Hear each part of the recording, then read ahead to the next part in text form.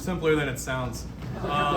And given the fact that the network is iffy tonight, I think we're all on the Wi-Fi. We'll see just how well the agent does on the Wi-Fi with us. That being said, hi, my name is Jack. I'm working on a project in a company called AgentStation.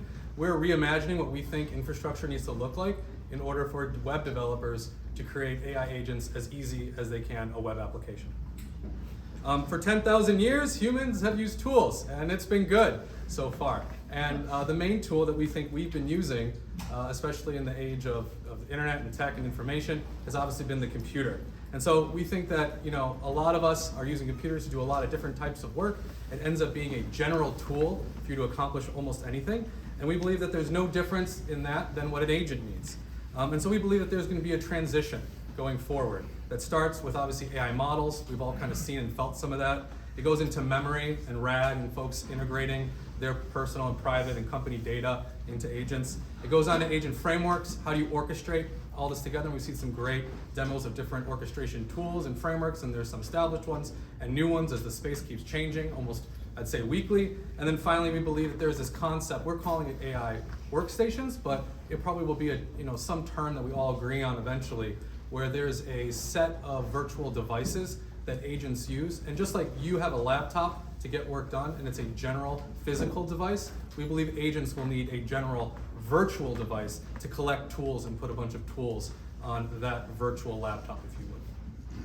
All right, so first, when I started this journey and my co-founder with me started it, we were looked at like we were crazy. No one believed us and thought we were insane. Now we don't look so insane, right? That Anthropic is doing this. ByteDance, just a little bit ago, announced a operator model. And then finally today, right, OpenAI actually had their big release and talked about operator models. So while we looked crazy, we're starting to look less crazy, but maybe a little bit crazy still, hopefully. So we believe that these are the challenges that we're helping people solve. Browser automation, code execution, online meetings, voice applications. Why so many? You might say you're taking on too much. It's just because when you have a virtual device, it can do a lot of things. It's a generalized virtual device. That's the only reason. So anyway, we believe that lastly, this kind of infrastructure will be needed if you actually want to run computer use, additional tools, maybe an open source LLM, your agentic application, and maybe a browser all together in the cloud next to each other, so that you don't have to worry about network latency and all those other drawbacks that everyone's dealing with right now when it comes to wiring up all these tools together. All right, so what we're doing is we're building purpose-built infrastructure that is somewhere a little more stateful than serverless. I know this is not an exact science, right? And has a little more identity than serverless, and but just as much scalability maybe as serverless. So you can think of us in the upper right-hand corner here, where you don't really want a job, you don't really want a deployment if you're familiar with Kubernetes. You definitely don't want a stateful set, because that's for databases. Serverless is close, and that's what a lot of people are using to try to fill this need today. But we believe there's a space in the upper right-hand corner for something with a little more identity and a lot more scalability. All right, so we'll go to the demo.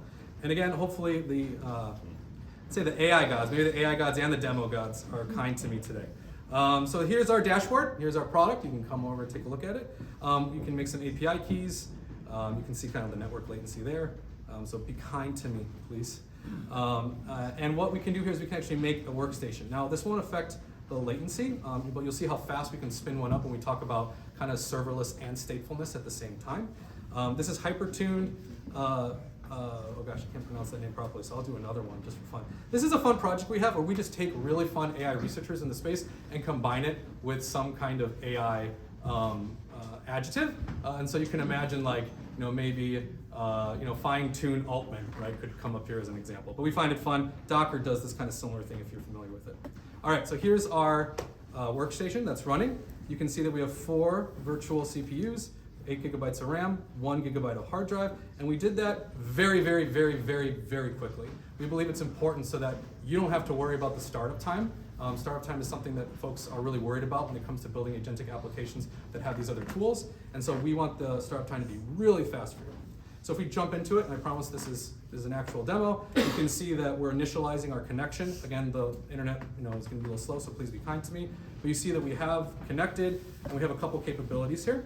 So the first thing you'll notice is that this is a browser, right?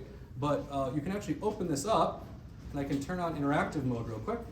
And we could open another tab, right? But that's okay. And again, there's a little bit of lag here due to the network latency.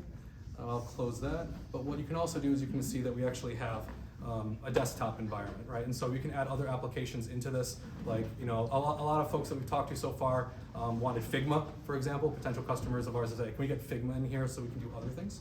But calculators, all that other good stuff. But we think there'll be more of a use case for that. Just running more browsers than Chrome, believe it or not. Like, people do have a use for Edge and Microsoft and things like that.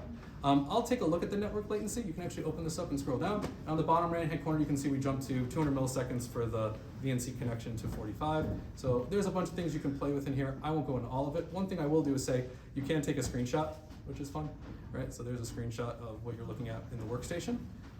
You can also go full screen, right? So we can jump over to the full screen and interact and do whatever we need to do. I'm gonna go back down though to here. And all of these things, it seems simple, but all these things to access a virtual device for an agent we think is really important. And we believe it's really important also for capabilities like human in the loop. So as an example, if you want to stream, you know, what's going on in the workstation, you can. Here's a stream log. So you can actually copy what events have happened within that workstation. That's actually what you're seeing on the left-hand side, but there's a little demo there of that. You can also actually stream the video. So we give you a unique URL where you can take that and show that to anybody else. So someone on the other side can actually see what their agent is doing. This is actually HLS streaming, so video and audio, which is very, very cool. And I can show you a little bit of that live stream right here. So I'm gonna go ahead and start that recording.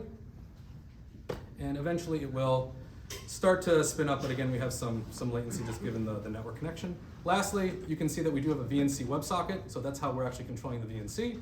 And finally, you know, we have both a client, so you can actually follow these two commands if you wanted to run this like a VNC client on your desktop. We think that's actually pretty cool. Not many other people support it. And then, of course, the Chrome DevTool protocol. So if you want to connect with Puppeteer, Playwright, and do anything you would like to within that browser, you can.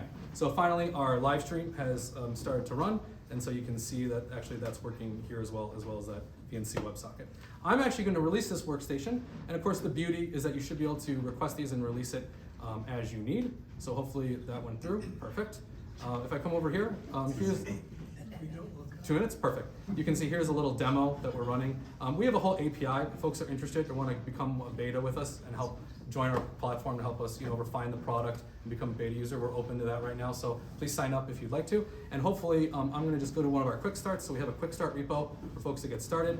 I'm going to go to this one right here and just run a quick demo and open that up. So if I come back here, hopefully if everything is working, you should see that a virtual workstation was created through the API.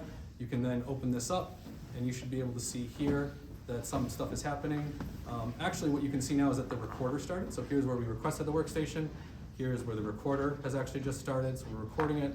Here's the browser navigation to Google. Here's an input event and a keyboard event to type something in. I'll blow this up so folks can kind of see it, maybe move around a bit. So you can see the mouse moving. And all this is controlled just through an API that you can use just like any other HTTP RESTful API.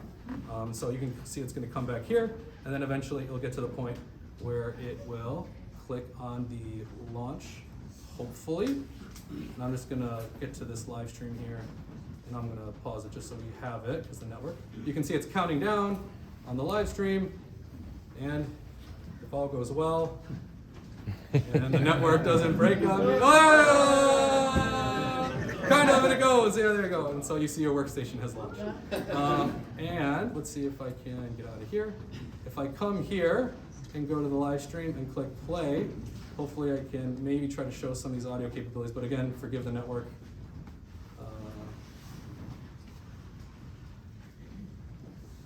Oh, it is. There you go. And what's kind of funny is, forget about AdMax, that was our old name, like 6 months ago, you know? But yeah, you can see the audio streaming through as well. And that's it. Thanks everyone.